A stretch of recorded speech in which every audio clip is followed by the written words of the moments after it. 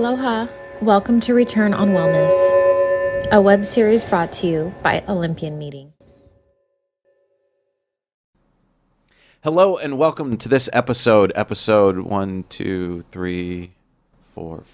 episode 5 of Return on Wellness. Thank you very much for joining us again. Thank you to Olympian Meetings for footing the bills for us doing this. I'm very excited to be sitting with my friend JT. JT is well, you know what? I'm not gonna dig into it too much because I don't want to get it wrong, because I'm notorious for thinking I know what I'm talking about, but I don't actually know what I'm talking about, which is why I'm doing this. She's joining me today, and I'm going to let you introduce yourself before we announce the topic.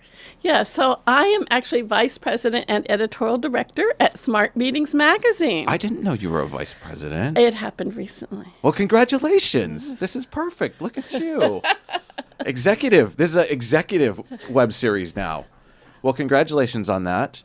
That's a great title. What does it mean? What's your day-to-day look like? Yeah. What it means is I'm lucky enough to work with Marin Bright, and she is a visionary that saw all of this, that meetings were more about more than just picking menus and picking a venue, that it was really holistic and that everything that happens in the world affects a meeting planner. So our coverage, our magazine, our website, our podcast, our webinar, our in-person events, they affect the holistic view of the planner.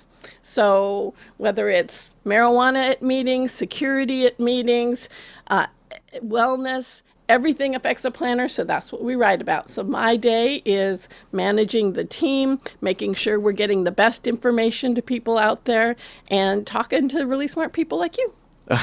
Well, thank you. Okay, perfect. So that is a perfect segue. I have a feeling there's going to be a lot of very intentional, natural segues, as you are a journalist for all intents and purposes, right? Mm-hmm. My boss at my full-time job, she has a journalism background as well as a number of people I work with. So their segues are always incredible. With that, we're going to be talking today about why wellness is so hot right now. Obviously, I started this web series. There are a number of wellness DMCs popping up. There are wellness companies. It is the post-pandemic sustainability hot topic, because I think we all remember when sustainability first came to fruition, if you will, in meetings and events, which was, what was that, like mid to early, I guess early 2010s to mid? I would say some people have been talking about it since the 70s, right? But you're right. I think it has mainstreamed in the last decade or so. Yeah. Well, we had Green Meetings Industry Council, and I don't remember when that was established. I'm a bad former board member. But we had the Northern California chapter, which has evolved. But I remember we did a campaign called Ask For It, and that felt like when it was like the heyday of sustainability. And it feels like now and a topic we used, or a term we used a lot during that time, was greenwashing. Do you remember that term? It's still a term, and it's still something that we have to look out for. People haven't figured it out yet. They have figured it out, but also it needs to be looked at deeper. And it's easy to go that first step, and you got to force some people to take the next step. And for those of you that aren't maybe familiar with greenwashing is basically saying something sustainable but not. Like, you're like, oh, we sourced all our food from a certain distance, but then you used like unfair labor practices that actually harvested all the food. So you're not actually really sustainable, but you're claiming you are. And I think that is the biggest difference if we're going to talk about sustainability, is that people are going that next step. So it's one thing to say, oh, it's all electric, and then where did the electric energy come from? And going that's what's changed, is that people are understanding that it has to go deeper and deeper. You know, it's not just, I have a recycle bin. Well, what exactly happens to that? And people are asking those questions. Or I have a lid on one bin that half of the lid says it's recycling and the other half says it's trash, but it's all going into the same actual bin. Unfortunately, I've seen that too. Yeah, I've seen that a lot. Okay, so I feel like we're at a place right now where wellness is starting to fall into that phase of hotness where like people will want to talk about it, but they don't necessarily know what it means. It feels like a big craze right now. So I'd love to, before we actually dig into that, I'm going to back up a second. Without putting you on the spot, how long have you been working in this industry? Because we're going to talk about some of the things you've seen and how things have evolved. You gave a clue. Oh, Dave, I go way back. So I go back to the times You don't have of to mention years. Jack LaLanne, Richard Simmons, Jane Fonda. Okay, so not that long. Okay, fair enough. I think though. I mean, in the industry. Oh, in the industry, yeah. yeah. So I've been an editor for 25 years more than, and at each publication that I've been at, there've been an events component to it. So I probably have been more than 2 decades going to covering, putting on events, but from the editorial point of view. Got it. Okay. If it makes you feel any better, I realize that I've been in the business for 20 years as well. Oh, I'm happy about it. Like every year it gets better. I'm proud. I feel like we're evolving as an industry. Yeah. So the first question, we came up with some questions to talk about because we've had a number of conversations just around wellness. I've been fortunate enough to be on one of your Smart Chats, right? Did Smart Chat Live, yeah. Okay, all right, Smart Chat Live, got it right. Given you've been around the industry for the amount of time you have, we'll say that, what are some of the crazy fads you've seen come and go? And this can be just anything, because I think one of the things that we're going to dig into is the fact that this wellness thing probably actually isn't a fad. It's more like a sustainability thing where we're going to go a next layer. But I'm kind of curious, just for fun, like what are some of the crazy things that you've seen that have been meeting industry trend that were fads? In wellness only, or No, in just period. Like, just what's some of the crazy, like, because there have been some crazy things that people have done at meetings. Well, yeah, and I think often those crazy things that people have done look crazy afterwards, and they were seen as either common or as cutting edge at the time. So I would even point to the fact that for years you just went and expected a rubber chicken at lunch. That's a crazy fad that everyone accepted, and now we look at it and go, that would be ridiculous, right? To yeah. just change, is it teriyaki because it's a brown sauce or a red sauce or a yellow sauce, right? And it was all the same rubber chicken. And now we just expect more, right? So it'd Yeah. be crazy to do that at an event now. I would say that some of the dollar amounts that I've seen at some events that have just been over the top, look crazy now after all we've been through, and the fact that right now just being in the same room together seems so exciting. You don't need to have all of the laser lights, but at the time it was needed because people needed to break out of what was ordinary, right? Yeah. So sometimes things can seem crazy in the rearview mirror, but they were appropriate for where you were at the time, and I'm Fair glad enough. we've moved beyond that. Do you think the pod-like seating, I mean, I went to a smart meeting where you guys had it, and I understood why you had it at the time. Do you think that is one of those things that was one of those things that we'll all kind of like look back on, oh, remember when we did that? Because you needed like 3x the floor space in order to seat people for a meeting? Or are people still doing that? Yeah, I think it depends on the meeting, but I think people really liked it, and they liked that it had a more residential feel and less of a transactional feel. And so I'm seeing that still a lot in meetings, not maybe the armchairs, although I am seeing more soft seating when it's a smaller meeting and you can afford the square footage, because I think it just creates an intimacy that you don't get from hardback chairs, sitting in a straight line. I think that people found that they liked that. Do you think that because are people starting to bring them back together though? Like, so they're Yeah, using they're the they're closer than that. right. So they're using that residential seating feel, Right. but they're creating pods of people instead of you feeling like you're in your own suite on an airplane. Just like the step back that we took during COVID, where everything was boxed and plastic and covered, and that kind of took us a step back on some of the sustainability standards. We did learn from that some of the things that people want, but we're not prepackaging it quite as much, right? Right.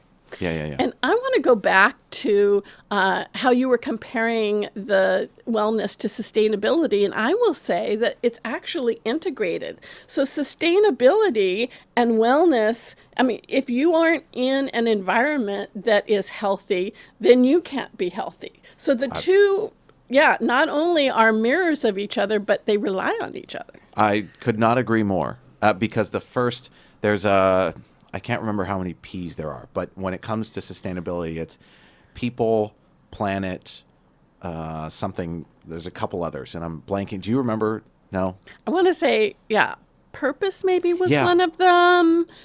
And I'm sure I have written about it and could look it up. It's okay. But I know there's at least three. There might be a couple more, but people, planet, purpose. And you're right, wellness, and that's kind of how this all ties together, is that sustainability is also, the people are the first thing in that sustainability model. Yeah. And we have to take care of our people. And that's the motivating factor here. I think maybe that I haven't given it the time to really dig in and think about what motivated me to get into this and push this wellness effort.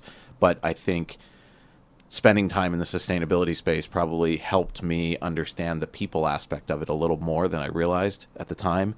And now that's why it's so important to me, because without the people, then it doesn't matter. The planet would heal without people, to be honest. You are probably right. And I would love to, at some point, maybe over a beverage, talk about what did lead you to this. I'd love to dig down and hear your aha moment for wellness. We'll save that for your podcast. Okay. Or the So is it a Smart Meetings podcast? Is it Marin's podcast? It is a Smart Meetings podcast called What One Thing, and we ask people about their secret sauce that made them successful. Got it. Okay, well, maybe not, because this hasn't necessarily been successful yet. We're we'll see. getting there. We're getting there. Okay, so now we're going to dig into the wellness trends we're seeing now, because I think with the fact that potential some wellness washing might be happening, I think at the same time people are starting to take a little more risks and experiment on things. And I'm really curious what kind of things you're seeing people try.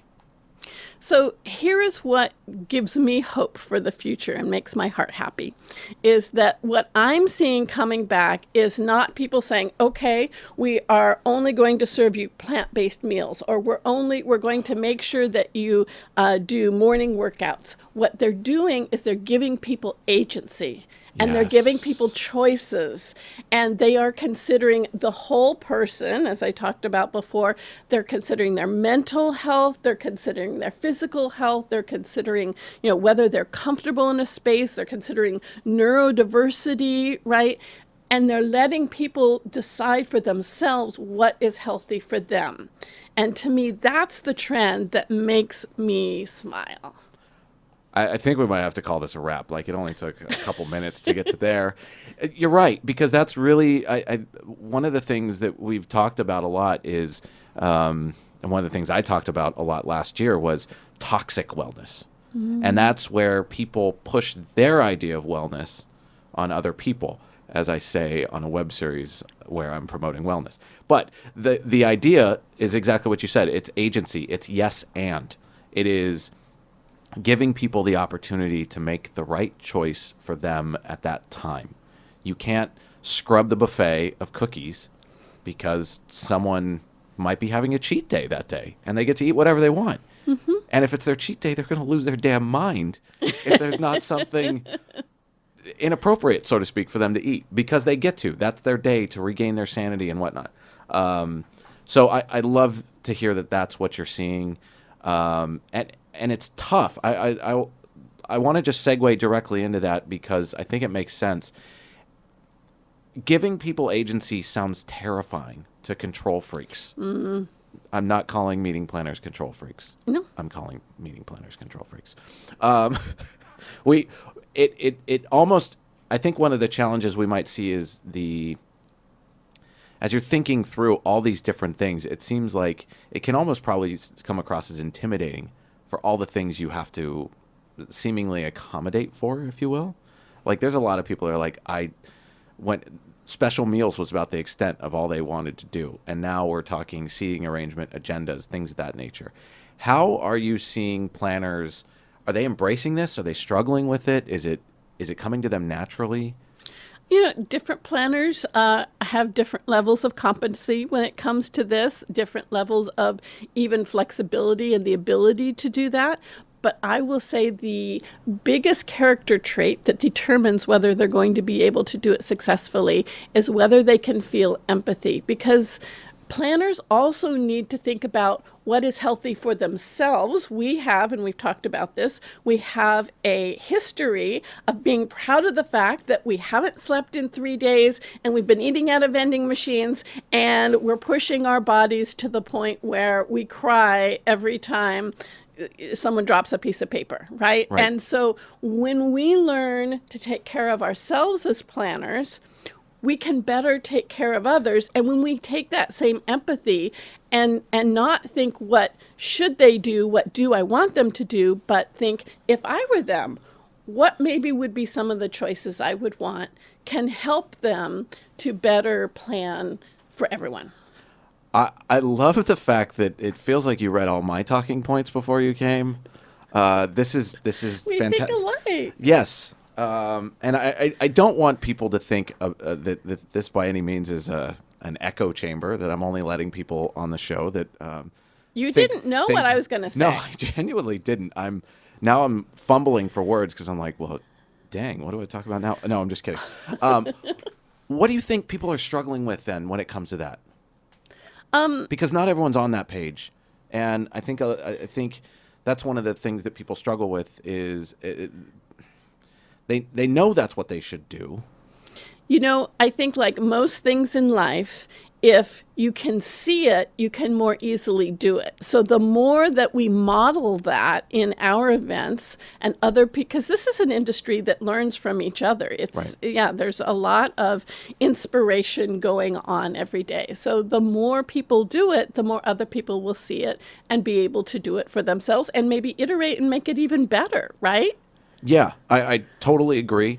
Do you think planners are having success taking what they're learning, seeing, doing, experiencing at some industry events? Because unfortunately, there's plenty of industry events that are still late night parties and early morning keynotes. Do you think those planners are having success taking that back to, let's say, for the corporate planner, they're having success taking it back to the office and actually implementing that? Or do you think people are struggling there? It does have to do with who your CEO is, right? You have to convince the executive team that the way they've done it for the last 20 years is not the way that's going to get them the results that they want going forward. But I think that we can thank some of the millennials for pushing us in a lot of ways, but one of those ways is pushing us to, be a little bit more understanding and flexible. And some of us, it takes longer, and some of us catch on right away. Yeah, fair enough. I mean, I'll be honest. It's when you want to break someone's status quo of what they're used to, it really creates a challenge. They want to know why. Do you think that's what this web series was designed to be? Is I shout out to Liz Lathan. Her and I talked about the increased ROI that comes from incorporating wellness. And she's like, oh, it's return on wellness. And that's where the name of this whole thing came together. Liz. And that's a tough thing to do because inevitably, usually people hear wellness and they think certain things. They think yoga, they think bringing people in, they think having some keynote to come in and teach everyone how to meditate, and all these preconceived notions. And so we designed this to understand, to go through all those pieces and why the potential additional cost of investment is there. Let me just put something in there. I think that you hit on it in that it all has to do with what we measure, especially in these huge events, right? The stakes are high. If you're a corporation, you're putting on an event, and you are normally measuring whether an event was successful based on whether the people there remembered these 10 things that the C-suite wanted them to remember, right? But if we can instead measure, and it's almost impossible these days to measure based on feedback forms because people don't fill them out, right? And so I got a hack for that. Good, I want to hear it. If you can find different ways to measure, and so something that's giving me even more hope is some of these wellness challenges, right? Merit's has been doing it. Caesars has a new wellness challenge that they're doing. And so it gives you data, which is what people need about things that matter. And that can help to convince an executive that we need to try something different. But if you just say anecdotally, I like it when I wake up and start at 10 o'clock, this person may think that you're letting people slack. They're not going to see value. They're not going to come back, right? So you have to talk their language, and you talk their language with data. So if you can show that people are participating in wellness challenges, they're showing up for these things, that they're saying that they actually remember more when there are fewer sessions, shorter sessions, that's talking their language. Right. And tell me more about this Caesars program, because I haven't heard about this. Yeah, so it's using the same... maybe we can correct this if I get it wrong. HECA, it's the same back end. Oh, the HECA Health? The HECA Health, yep. It's the HECA Health. It's using the same back end. In Northern California, that's Hella Health? I'm just kidding. Hella. So it's using the same back end to help people to track when they're at an event how they are doing, whether it happens to be steps or whatever the challenge happens to be, and it integrates sustainability as well. So. Awesome. By the way, Hecka, I would love to have a conversation with you about the diversity of how they're measuring wellness, because I've participated in those things, and because this is a real talk. We're not gonna we're gonna call things out when we call them out. These are my words, not yours, so don't worry. They don't do enough. There's no way to log it to a workout. Because their primary measure of your activity is steps. And while that's good, there's so much more. I think this is like sustainability 2.0, right? Yeah. So it's going in the right direction. It hasn't quite gotten there yet. But I mean, they've been around for a little while. But it's really just we all going have these mainstream. Stupid things on our wrists. They tell us how many calories we burn, if we get a workout in, things of that nature. And if I remember correctly, HECA Health was part of the IMEX challenge last year. It would have been, and you can connect your watch to it. So I don't know why it's not going a level deeper into the API of it can pull your steps, so it could very easily pull your other stuff. It could be how it's set up, They can do better. I think that's it's 2.0. better than not doing anything. Agreed. And it gives you data. And data is the secret for selling it. Yeah. And something is always better than nothing. Agreed. Okay. And what else is interesting is last month's episode, which was I met with a performance psychologist. We actually talked for 90 minutes about a number of things, but one of the things that was our North Star was people's circadian rhythms. And when people are primed to learn, and how to build a meeting that aligns with people's ability to learn, which was, I left that with a melted brain because it couldn't process all the information that came in. It was drinking from a fire hose, absolutely. Okay, so Caesars is now, is that just something that they offer as part of their meetings program? No, it's something that they are starting to actively promote. Cool. Okay. And then, yes, we know Merit's. Rachel. Rachel Rachel Riggs is a smart woman in meetings winner. Yes, she is. And now she is actually, she transitioned. She's VP of Sustainability? She definitely includes sustainability in her title, yeah. Yeah, okay.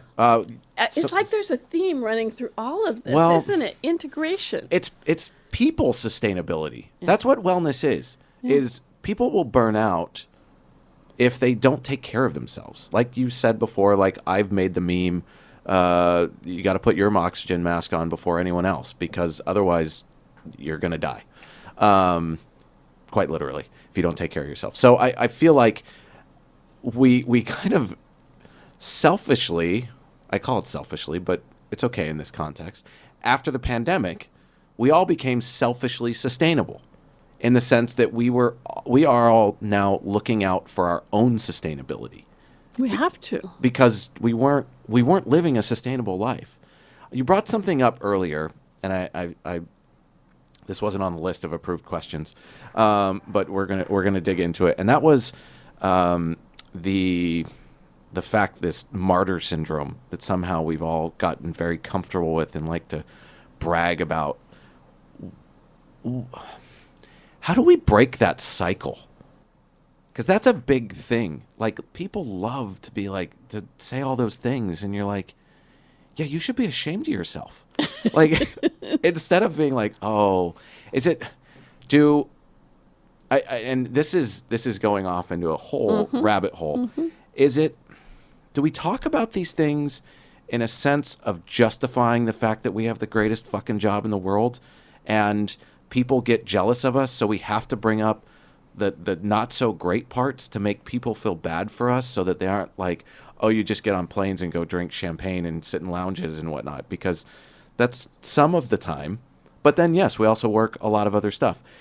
Do you think that is some of the martyrdom, is trying to justify the fact that we made incredible career decisions and we get to do the greatest thing there is to do on this planet, seemingly? That could be part of it, for sure, is that the fact that we really feel like we are misunderstood, and need to fulfill the picture. And so we spend less time talking about the great parts of it, and more time talking about the downside. But I think also we do live in an industry that is not a 9 to 5.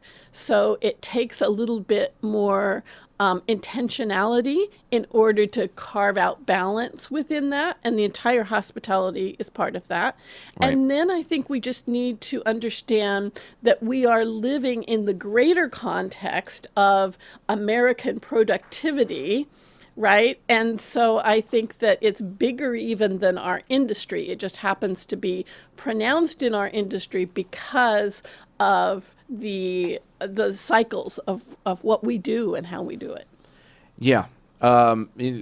This is going to touch briefly. I don't know if you've seen Dr. Romy's stuff recently talking about quiet quitting. She's a speaker at our Smart Women yes. Summit this year. I love her. Her last few emails have been focused on quiet quitting, otherwise known as setting boundaries. And it took me back to, we at a company I was at previously, we hired a field marketer in Germany, and I sent she reported to someone else who was in London, and I sent an email in the middle of the day US time, which was after hours there, and I get a message back, not from the person I sent it to, but from their boss, saying, well, you don't expect them to get back to you right now, do you? And I was like, no, it's like 10 o'clock at night their time. Okay, well, I just need you to understand that things are different over here. And I was like, yeah, no, I get that, and I think it's awesome. I think being a meeting planner in the U.S. is very different than being a planner in Europe. Being in anything and I think anywhere else. I think they might have it even better, because I don't feel like I've met planners from Europe or a lot of other places that have that martyrdom of, woe is me, I worked all kinds of god-awful hours. And expect a penance. Yeah. And you obviously talk to more international planners than I do, probably. Do you find that to be the case? Do you find that people outside of the States tend to have not quite the same syndrome that we seem to have here? There's definitely a cultural diversity. And I think it goes beyond just working hours, but the idea that you take a vacation and it's a true vacation and you don't monitor your email, and it may go for a couple of weeks or a month in the summer. And that has to do with, history and tradition and culture. And Yeah. that's going to be tough to break. But I think it's slowly changing. And I think that, the pandemic taught us a lot. And while some people are just happy to be back, and often I feel that way, you're also just understanding the importance of being with family as well. Yeah. Yeah. Here's a big question that you can just wildly guess at that Okay. that just kind of came to mind. How do we break that cycle in the U.S.? How do we schlep off that martyrdom complex that supposedly brings us pride? How do we? Is it just a level of accountability that we all theoretically have to keep with each other, or is there something that we can do to help people normalize working normal hours and deprioritize that martyrdom syndrome? Maybe not use the word quiet quitting. So you're not a fan of that term. And maybe when you do see people successfully employing boundaries, that instead of making jokes or even calling attention to it, treating that as normal. Are you saying we should respect each other? I kind of think we should. Oh my gosh. I know. So California. I'm just kidding. I also think it's going to happen slowly. Everything happens. It doesn't happen all at once.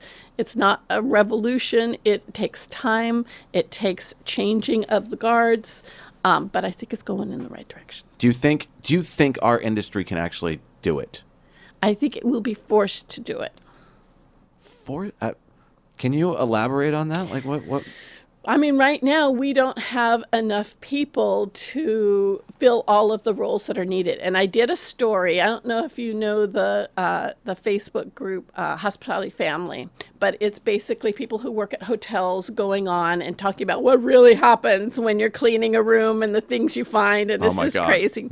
And so I put a question on there: if you left the industry, where did you go, and what would it take for you to get back? And yes, some people said more money would help, but most of them said, I want respect. I want respect from the customers. I want respect from my boss. I don't want to be shamed into doing, double shifts and, 7 days. And so they're going to demand flexibility, because otherwise we're not going to be able to staff our hotels. And I think the same thing when you're talking about wellness, we'll be forced to do it by the attendees. It's not something we push on them. It's something they have to demand from us. And as our attendees show with their feet, right, that they're going to go to places that respect their time. They're going to go to hotels that have fabulous gyms. They're going to demand wellness, and therefore that gives us the license to demand that when we're going out and sourcing and we're doing agendas. And because it's not something that can be pushed on people, it's something that we have to do because they want it. Got it. So I think circling this back to what you talked about before and segueing back into it, if we get the opportunity to offer those things to our guests, be it workouts, be it nutritional diversity on the lunch line. I by the way, nutritional diversity, just came up with it just now. I love that. Let's patent it. Yeah, well, we're going to file that trademarked right under return on wellness.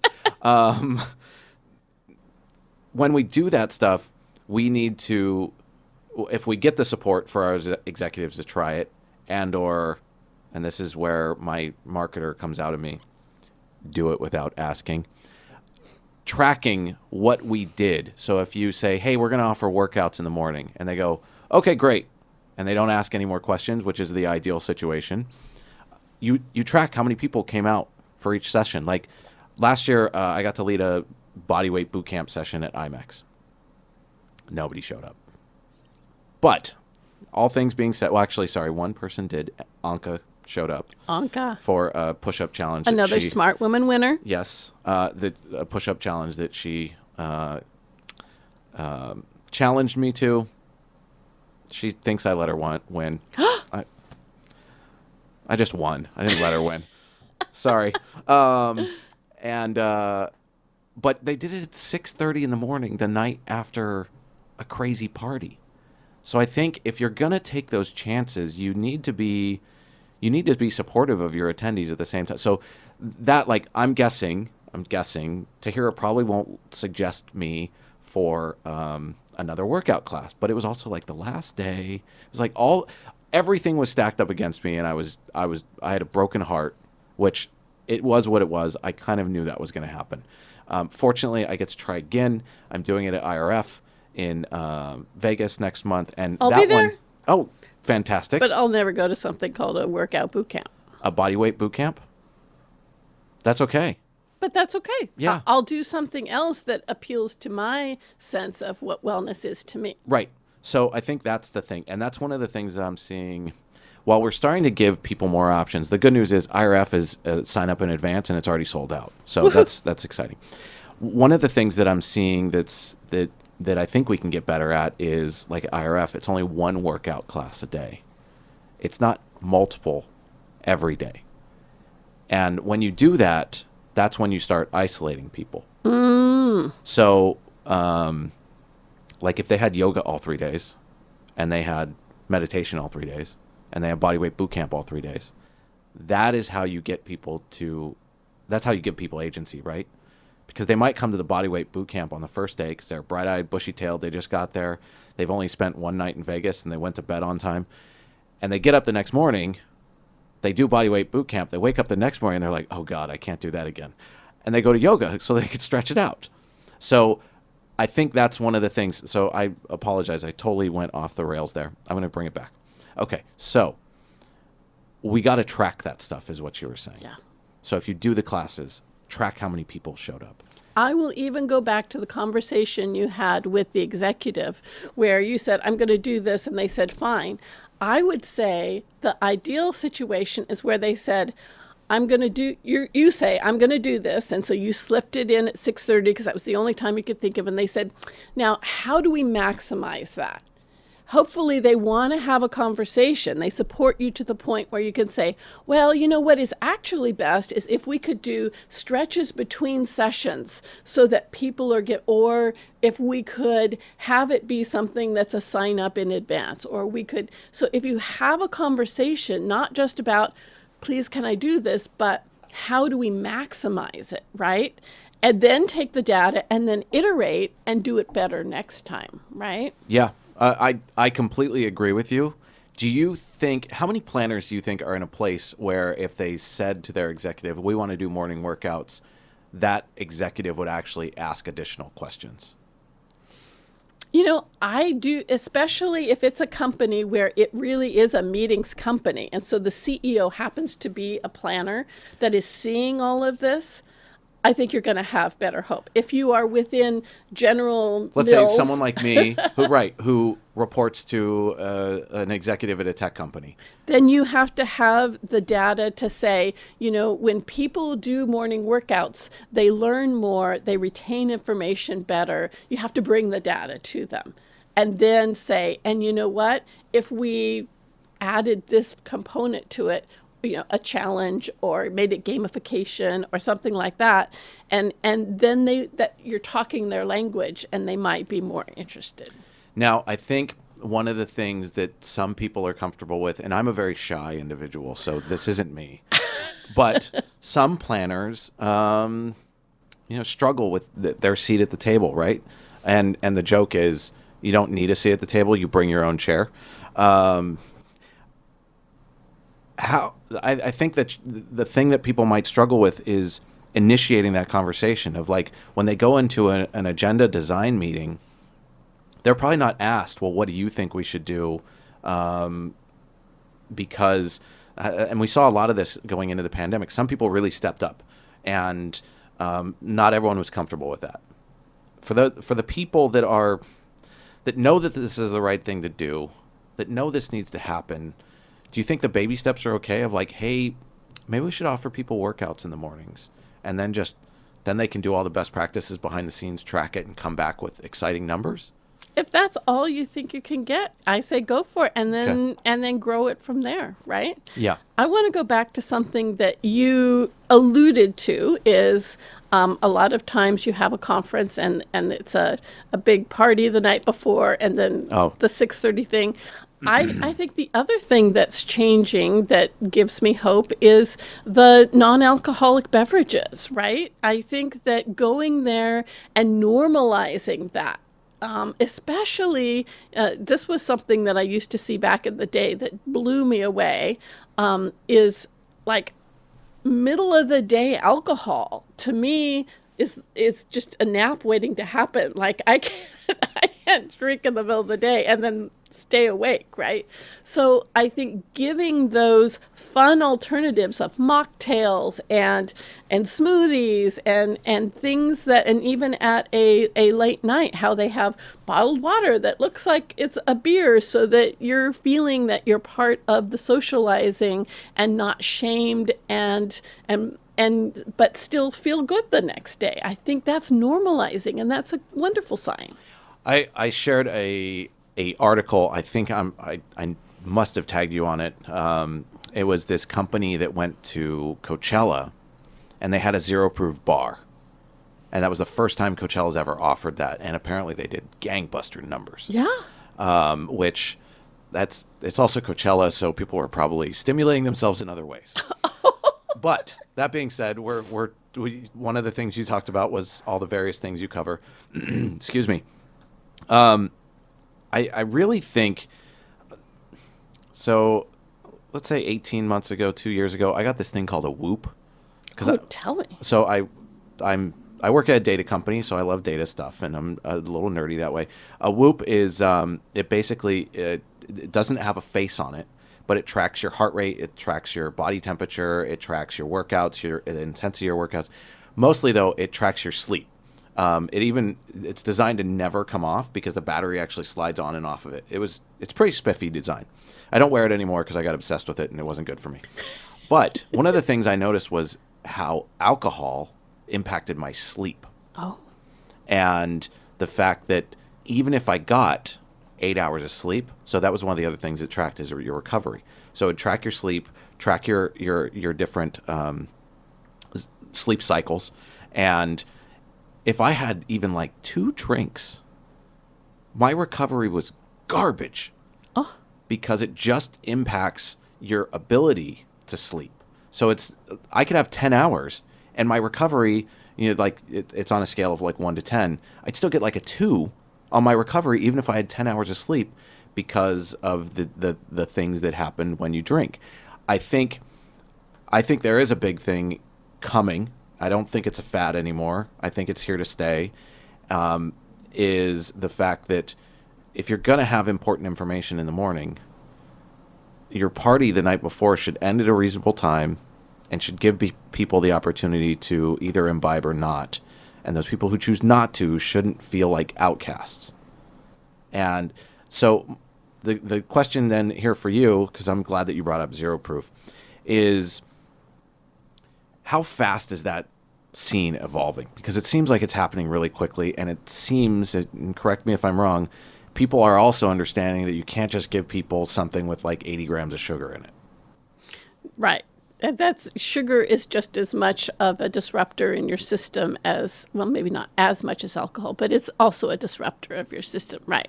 And so really kind of understanding how to help people take care of themselves.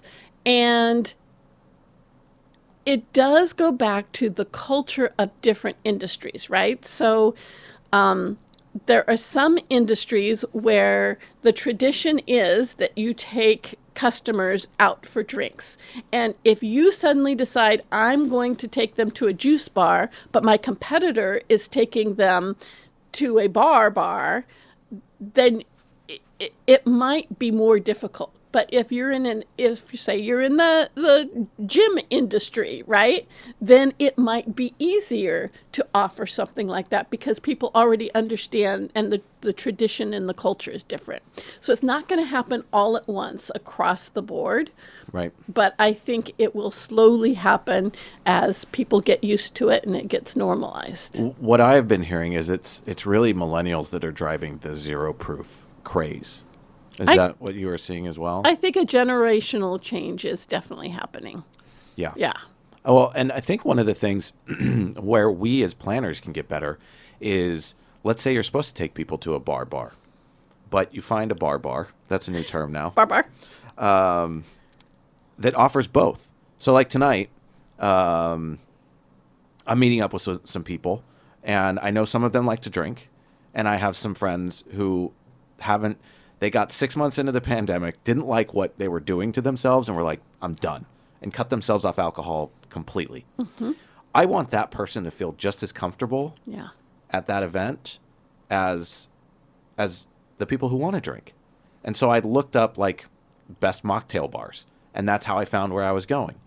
How much pressure do you think the venues are starting to feel around this concept? Because I can't tell you how many times I've gone to an industry event, our industry, not going to call out anyone in particular, and I say, oh, do you have anything non-alcoholic? And they go, oh, it's Coke, Diet Coke, blah, blah, blah. Or I have two NA beers. And I'm like, what? Really? How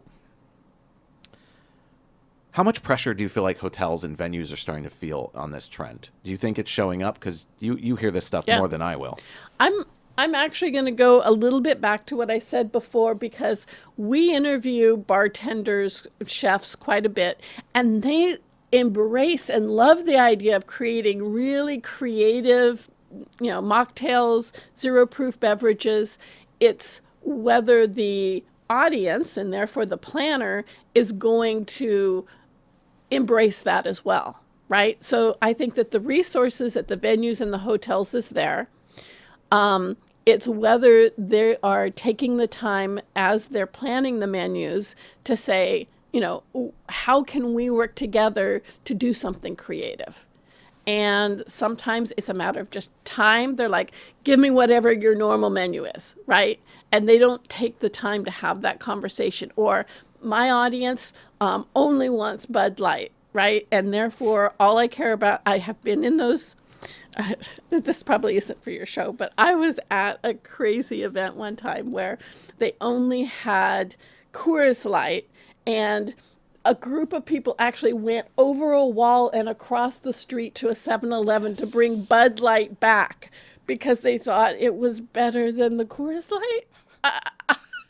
So the bottom line is understanding your audience and what it is that they want, and then taking the time early on, not at the pre-con that day, but early on. Chefs love it when you change everything in the pre-con. It's the easiest way to become best friends with them. Exactly. To ask them, what's a really fun thing that you have done or have been wanting to try with local herbs and low sugar and things that you've always wanted to try but never had a chance. That's like a great question to ask a chef or a bartender. So 2 takeaways from that. 1, meet with your chef always. Make them a part of the planning process. Yeah. Early. And 2, ask them what they've wanted to try but never have gotten a chance. I would say also ask your CSM that as well. Oh, yeah. Because I've been wonderfully surprised by asking that to the person who sees all these meetings come and go. So those are great hacks to make your meeting stand out. And especially, I think one of the things about ensuring that you actually put that out there, and I'm just going to throw this out there because I'm thinking about how my mind shifted. So I had a member on my team at my last company who didn't drink, and I would plan events, and I'd always fucking forget.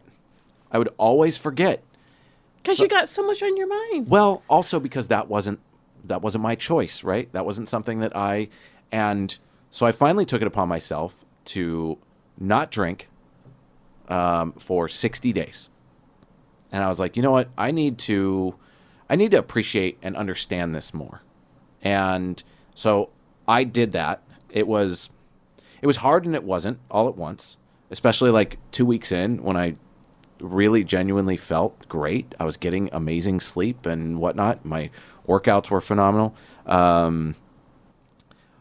But I think that's one of those, this ties all the way back to the beginning of the conversation about empathy and understanding your attendees' needs, wants, desires, and giving them agency. You don't have to have 15 mocktails on your menu. Have 2. That way the person doesn't have to go get one thing over and over again. Like, have a variety. And the other thing is, I think venues are starting to understand they need to be prepared with more non-alcoholic inventory on hand for beers and things of that nature. Let alone the NA beers have gotten way better than they used to be, because I haven't seen a large brand that doesn't offer it now. Like, even the parent brand. So there's Miller Coors, right? There's I've seen a number of their brands under that umbrella that all offer zero proof. It's actually, I think it's Budweiser. They have Budweiser Zero. They have O'Doul's. They have Heineken Zero. They have all these different ones underneath the brand that are all zero proof. So I think the zero proof is not a trend. I think communicate that those options are there, right? And make it fun, and make it, so that people don't feel bad about doing or have to ask or I went wonder. to an event that had it had a CBD beverage. So they used like a seltzer that was CBD based, not THC. There was zero THC, but it was in a light bulb. Make it fun. Exactly. Make it fun. And everyone's like, "Oh, what's that?" And I told them, and they're like, "Oh, there's no alcohol in it?" And I'm like, "No." And they're like, "Oh, it's fun. I want to try it anyways." Yeah. Yeah. So, because then that helps with your sleep. You sleep better. And I think that brings all of this back, and Dr. Romy, is that, when people are not stressed, they can sleep, they can get the rest that they need. They're just a much happier attendee, and that's what we want, is happy attendees. Yeah, agreed. Oh, here's the groundbreaking thought. Happy, healthy people learn better. Right? Okay. Now we're going to speculate on what's coming, and or what you're hearing. So you visit a lot of hotels. So do I. Are you seeing hotel gyms get any better? Better is a relative term. Fair enough. I think that a lot of Let me rephrase the question then. It'll probably make it easier to answer. Are you finding properties paying more attention to their hotel gyms on site instead of like, here's the broom closet that we threw some weights in? Yes, I am seeing hotel properties that are actually spending quite a bit of money in there. But I also see that they don't quite know where to put it. So some of them are buying Pelotons, which are much cheaper than they used to be. Some of them are understanding that what people want is the yoga mat in their room, and then having the workout videos on their phone because they don't want to get dressed, go down, right? They want to do it on their own. I think that there are a lot of different approaches being taken. I think there's a lot of money being spent in that area. But I think that when they do spend a lot and then people don't show up to the gym, that is that sends them back to the drawing board. And the staffing challenge that we talked about before is also hitting that area, because if you can't keep the gym open the hours that people need, then it almost isn't any use having all of the best equipment in the gym. Does that make sense? Yeah. It makes perfect sense. It's just like if you offered workouts at a conference and nobody showed up for any of them, you're not going to be inclined to do them again, and your executive's not going to be inclined to fund that again. And I think part of that, I think that's a mixed bag because it comes with the event, right? And it depends on how the agenda is structured and things of that nature. It's good to hear that they're making the effort, though. I'm seeing some very creative things out there. Want to share any of them? Yeah, so I was at a property in North Carolina recently where it was not on a campus of a university, but very close to. And so everything was affiliated with like the punching bags and things had the uniform for the opposing team, right? Oh, And they were, there were pennants all around, and this is how the star player was able to, how fast they ran, right? And so it was really making the entire workout really fun based on understanding the people that tended to come to that particular hotel. So it wasn't just a sterile space with weights in it, right? Right. It was was more of fun. it was an immersive experience, which people Yeah, love. it was fun. Okay, good. No, that's great. I jokingly have thought about using even this channel to like do hotel gym reviews, Oh, which could go really well or really poorly. I don't know. Especially that the biggest frustration that I've ever had with a hotel gym is when there's a pull-up bar and it's like 3 inches below the ceiling.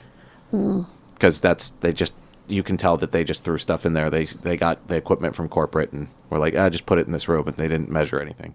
I think one of the things though also, because I get the feeling we might get some hoteliers listening to this episode, is that you don't need a lot.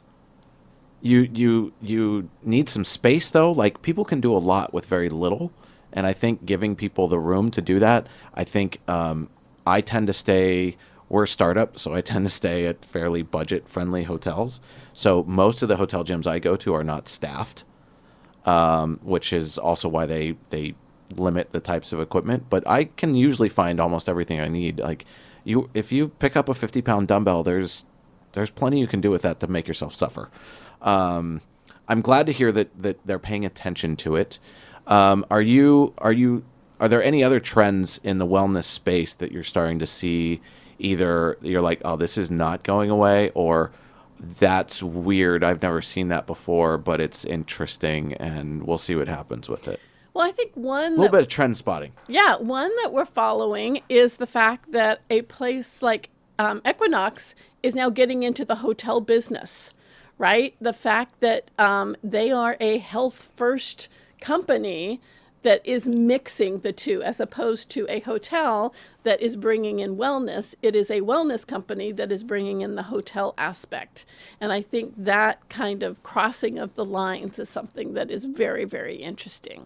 Do you know how many properties they have, out of curiosity? They started in New York in Hudson Yards. Got it. But I Seems think appropriate. it seems appropriate.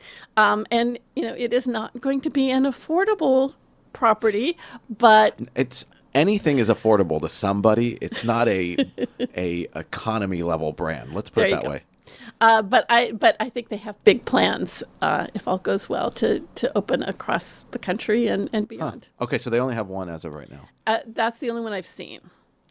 Got it. Okay. Yeah, yeah. Well, maybe like Motel 6 will partner up with Planet Fitness and work together on some hotels. Here's the other thing that I saw, and this was actually pre-COVID, is an Accor hotel I was at had the headbands that monitored you while you slept and then gave you, which I guess now can be done all on your wrist, but it gave you feedback as to how to improve your sleep the next day. Accor tends to be very, very health conscious in all of their properties, the Sofitels, the Fairmonts, Yeah. I feel like there's a real opportunity with hotels because to impact people, right? Like you are doing every single part of your routine to a certain extent at a hotel. And a brand can influence and impact people in a way that I don't know that I'm sure there's some people out there that do, but it just kind of is occurring to me right now. Like they could change someone's life with every single stay. And because we talked about wellness meaning different things to different people. So again, to me, wellness does not mean a boot camp. To me, a spa is a wellness area. Yeah. And there's definitely a lot of money going into really creative spas that help people to relax, to detox, to feel better about themselves. And they're usually connected to the gym. Yeah, there's always if there's two gyms on a property, I always try to go to the spa gym because it's always better. Smells better too. Yeah. Very true. Okay, so this is outside of I know you guys have awards for different things, but we're gonna focus on some things that I don't believe you guys have awards for, so that way you're in the clear. What is the best hotel spa you've experienced? Oh my goodness, that's It's like a great borderline question. impossible to answer, right? Yeah. I would say that. Or let's you know what we'll say top three. Just Top that three. there's no favorite.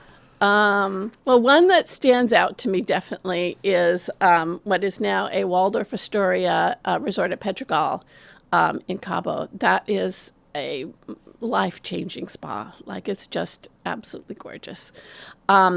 We do have our Smart Stars coming out in June. Was it the venue or was it the treatments that made that spa so remarkable to you, or was it both? Yeah, I would say that it was both. They had some great native, local inspired treatments that included herbs and things like that. But then it's just gorgeous. It's, the tranquility pool and the steam rooms. It was just gorgeous. They now do like the magnesium soaks and wow. all Okay. of those different things that can.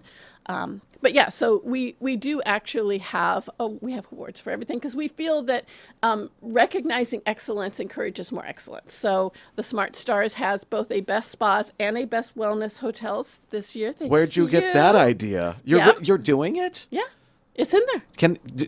How do I invite myself to be part on the selection committee? Well, it's voting. All of our community gets to vote. And it's whatever gets the most votes. Whatever gets the most votes. Yeah. Yeah. And there's also a write-in part too. There's a write-in part. Yeah. Got it. So it's not just people nominating it and then you guys select one. No, it's voting. You guys should restructure that. So that people write in and then you guys go see the top 5 nominations that you Sorry. And That's in that sandbagging. voting for the wellness and in the spas, there were a number of Four Seasons that were on there. Of course there were. Yeah, of course there were. And a number in Hawaii. Hawaii has really embraced that holistic wellness idea, both in their spas and in everything they do in their restaurants. Okay. All right. The One hotels, I would say, have done a really good job. Marin was just at one Hanalei Bay Okay. in Hawaii, Kauai, and she just raved about all of the different treatments that they had and the way that they made her feel. Okay. Digging into that a little more, what is we're going to call it like funkiest, most creative, most unique treatment that you have experienced and why? The most unique treatment. Like at a spa. At a spa.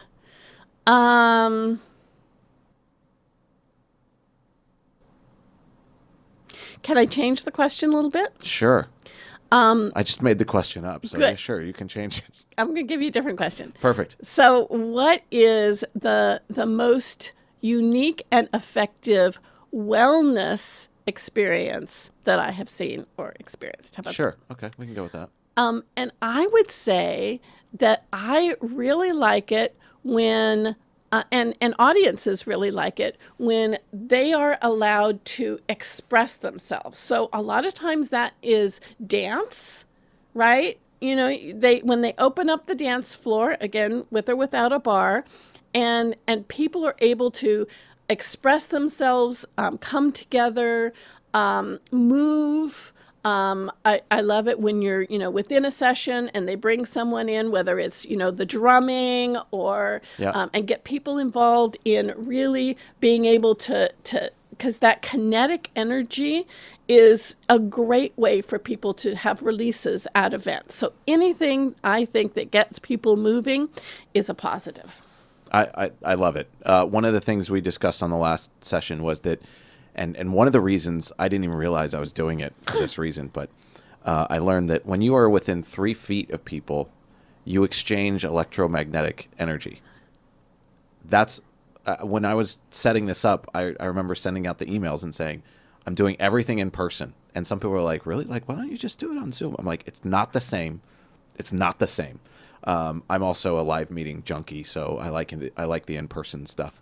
But when you do something like that, you are literally electrifying the room. There's a reason why. Look at Tony Robbins, right? Like, he comes out to music and lights, and he gets people up and like. When you start getting people moving like that, it changes everything in the room. You change the energy. You change every single person's mood because all of that energy is amplified from each other. So, for me, to answer the question, it was actually a very specific treatment. I went to the Four Seasons in Orlando. The sales we're exhibiting at a conference down there, and they had only been open for a little bit, and so the sales manager just reached out and they're like, "Hey, do you need a room block?" And I'm like, "Yeah, but I can't afford you guys." He goes, "We got a gap. What's the room rate you're looking at?" And I told him. He goes, "Great, yours." And I was like, "Awesome." So we took like 15 people there. At their spa, they have a touchless sound treatment, and it is all with Tibetan singing bowls and whatnot. Nice. It was one of the most transcendent experiences I've ever had. I'm not a woo-woo person. Most people who know me know I'm not. But it messed me up in all the right ways. Like, it changed the way I thought. And that's why I was saying, like, hotels have an opportunity to really impact people's lives in so many ways. So. And post-COVID, those touchless treatments have become really popular. Yeah, this was pre-COVID too. Like, at one point, I was standing in a singing bowl, and somehow it was all really awesome, and but it really changed my perspective on things. Yeah, And there are great creative ideas coming out of hotel spas these days. yeah, absolutely. Okay, with that, I think we're gonna call it a wrap because we've been at it for like an hour and 15 minutes. I love when time flies. Yeah, I do, but I gotta beat the traffic back. Yeah, yes, back to the north area. Yes. Wine country. We're filming in San Francisco, so for all of you wondering.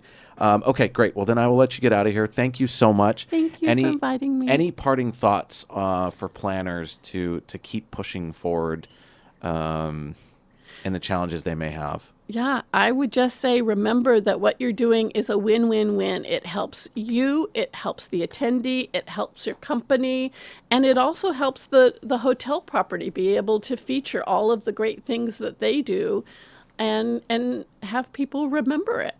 Okay, awesome. Thank you. All right, one last question that we'll either chop in or not. When are the Wellness Awards? The The wellness. Wellness Hotel.